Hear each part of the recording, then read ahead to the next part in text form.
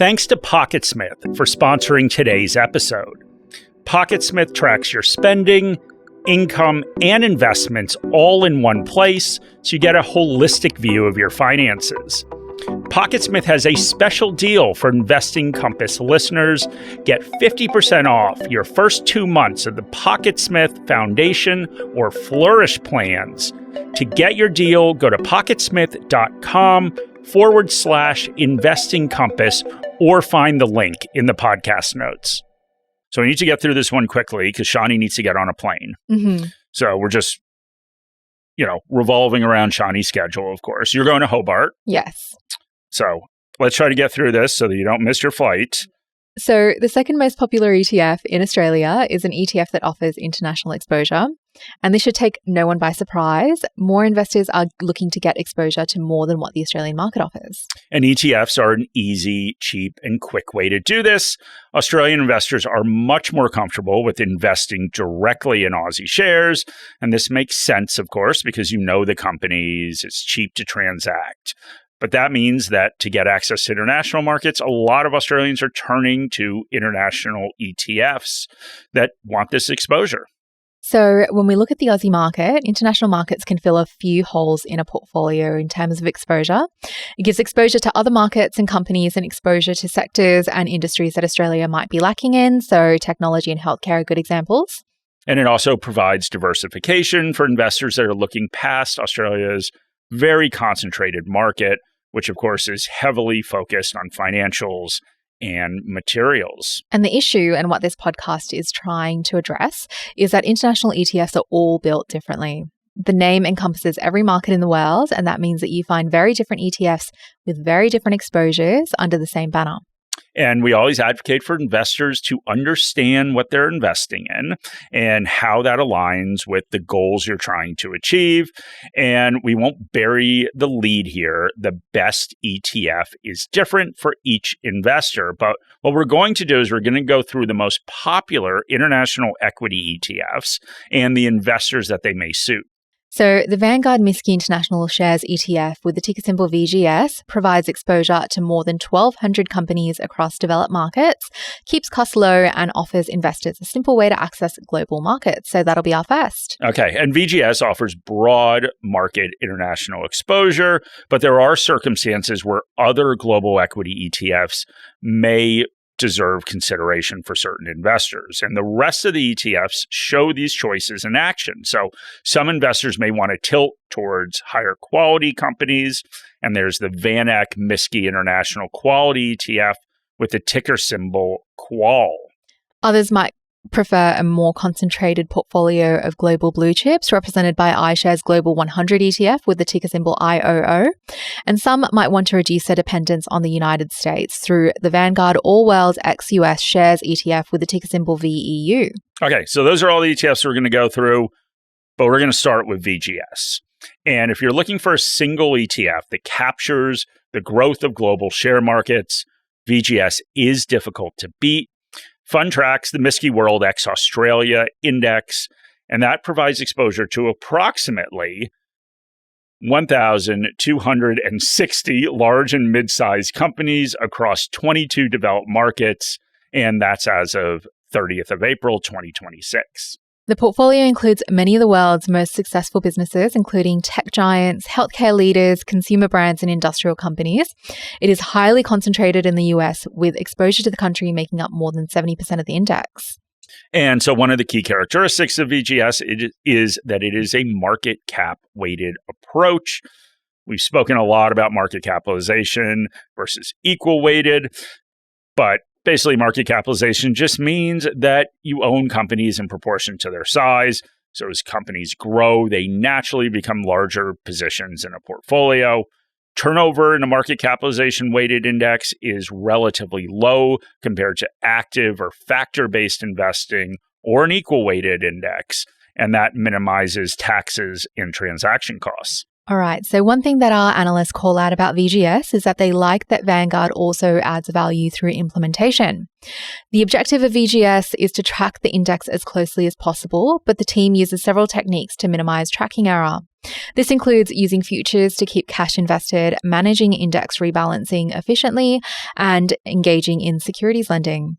Importantly, all net securities lending revenue is returned to investors. So what you get at the end of the day is you get a portfolio that provides broad diversification at a very low cost. So the fee right now is 0.18% per year, and that is among the cheapest global equity funds available to Australian investors. And they get a gold rating from our analysts, and they consider it one of the strongest options available for investors seeking broad international market exposure. But for investors who don't have a specific view on regions, sectors, or investment styles, VGS is a strong choice. Okay, so we're going to move on now. We're going to move first to Qual. So Qual is the Van Eck Miskey International Quality ETF. So that provides international exposure with a quality tilt. So some investors are comfortable accepting a little more concentration in exchange for owning businesses with stronger financial characteristics. And that's where Van Eck Miskey International Quality ETF enters the picture. So rather than holding the entire market, Qual focuses on approximately 300 companies selected from Miskey World's ex-Australia universe. To make the cut, companies have got to score highly on measures that include return on equity, earning stability, and low financial leverage. The philosophy behind quality investing is relatively straightforward. Companies that consistently generate high returns on capital, maintain strong balance sheets, and deliver reliable earnings growth may be better positioned to create long-term shareholder value. The portfolio looks meaningfully different to a broad market ETF like VGS. Technology and healthcare companies receive larger allocations, while financials tend to be underrepresented because banks and other financial institutions typically have a lot of debt. Qual also has a stronger quality profile than the broader market, so more than 3/4 of the portfolio carry a wide economic moat rating from Morningstar, reflecting durable competitive advantages and strong business franchises. Almost 15% have a narrow economic moat, meaning that close to all investments carry an economic moat according to Morningstar analysts. Wide moats are awarded to companies where our analysts believe they're able to maintain and grow their earnings for at least the next 20 years, and a narrow moat is for 10 years. Now, there are, of course, trade-offs when you take a quality tilt or any tilt. And in this case, a portfolio holds only about 300 companies. So it is significantly more concentrated than a broad market ETF with no tilt. Sector exposures can be a lot different from the broader market, and that means that performance will look different to the market, may diverge for extended periods of time. So you just need to be aware of this if you're including this ETF in your portfolio. The strategy also tends to have a growth bias. Many of its largest holdings include companies such as Apple, Nvidia, Meta, and Microsoft. These businesses have attractive growth prospects, but you'll pay high prices for this as an investor. Our analysts give it a bronze medalist rating, and they do view this as a strong way to access global quality stocks at a relatively reasonable cost of 0.4% per year. The third ETF is iShares Global 100 ETF with the ticker symbol IOO, which is a concentrated portfolio of global leaders. While VGS owns more than 1,200 companies and Qual owns around 300, IOO holds only about 100 of the world's largest multinational businesses. And the ETF tracks the S&P Global 100 Index, which selects large companies with substantial international operations and a strong global footprint. So it includes many of the world's most recognizable brands. We've got Nvidia, Apple, Microsoft, Amazon, but in much more concentrated percentages than you get in those other ETFs that also hold it. And that's not where the concentration ends. So technology represents approximately 48% of the portfolio, and that is substantially more than the overall index. U.S. equities account for 80% of assets, and the top 10 holdings represent almost 60% of the fund. So as is the case for this ETF and for Qual, performance can look really different to the market. Over the past decade, this concentration has worked in the favor of investors that have had exposure because the tech mega caps generated exceptional returns, but there is no guarantee that this is going to continue. And Shani, you wrote an article on this, and you put in a graph which is your New Year's resolution. Yes. More graphs and charts in your article. It was a request. I just want to give the people what they want. Exactly. Exactly. So there is a link to that article in the show notes. So you can go look at that graph, but it shows how well investors would have done in each of these ETFs. So if you invested in IOO 10 years ago, you would have made 317% compared to 181% for VGS, 108% for VEU, which is a ex-US international ETF, which we'll talk about in a minute. So investors that are considering IOO should recognize that they're making an implicit bet that the world's largest companies will continue to outperform. And to their credit, these businesses are often highly diversified and financially resilient, but it is very concentrated. And like Qual, it does charge more than those broad passive ETFs. So in IOO's case, 0.40% per year. So it is more expensive than broad market ETFs, but you do get something out of that. Currently, Morningstar analysts assign IOO a neutral rating, so our analysts view it as a reasonable option for investors seeking concentrated exposure to global blue chip companies, but not necessarily the best starting point for broad international diversification. If you're enjoying this video, you can also subscribe to our free e-newsletter to get the latest insights and news straight to your inbox. To sign up, click the link in the description below. All right, our last ETF for today is the Vanguard All World ex-US Shares ETF with the ticker symbol VEU, which offers ex-US global exposure. And this ETF is addressing one of the most common concerns among investors today, and that is the dominance of the US market.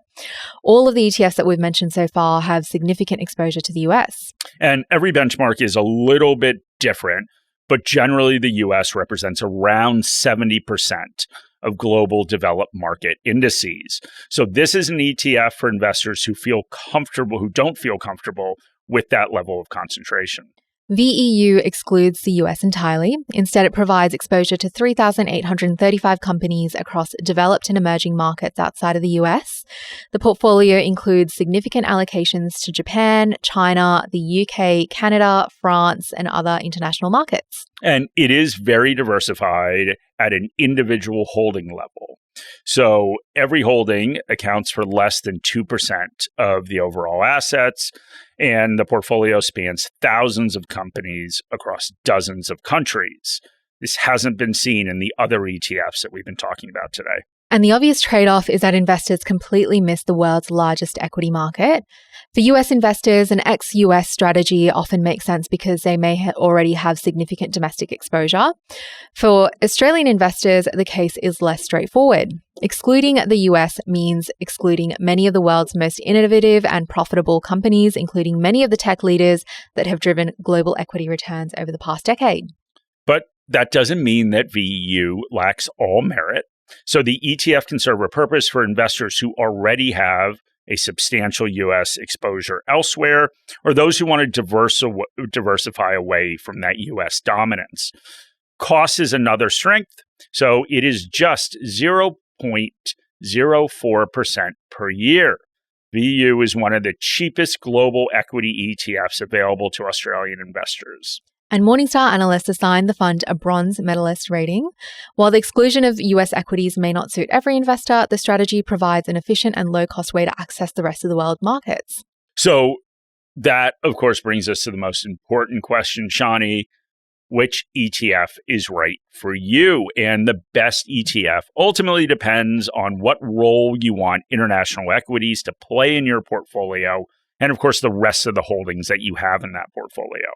So for investors looking for a diversified and low-cost way to access global markets, VGS offers broad exposure, strong implementation, and a low fee, ticking the boxes for a strong core holding. Investors who want to emphasize strong businesses and are comfortable with some additional concentration may find Qual appealing.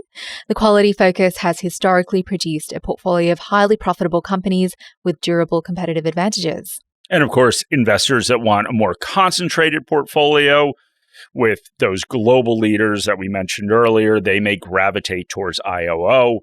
That fund offers exposure to many of the world's most successful companies, but of course, that comes with concentration risk. And VEU may suit investors looking to reduce their dependence on the US market or complement existing U.S. equity holdings. So the good news is that investors don't have to pick just one, Shani.